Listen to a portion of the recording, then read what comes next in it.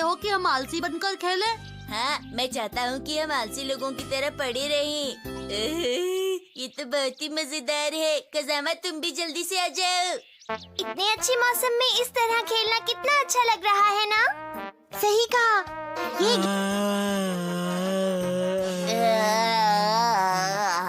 जैसे हम पड़े हैं। चुप रहो तुम, आलसी लोग बात भी नहीं करते। तो तुम क्यों इतना बोल रही हो? चुपचाप शिनचैन और बो की तरह आलसी बनकर सो जाओ। चलो। क्या हम में से मुझे कोई बता सकता है कि आलसी लोग किस तरह से बातें करते हैं? मैं बताता हूँ। हाँ? मैं ये नहीं कर सकता दोस्तों।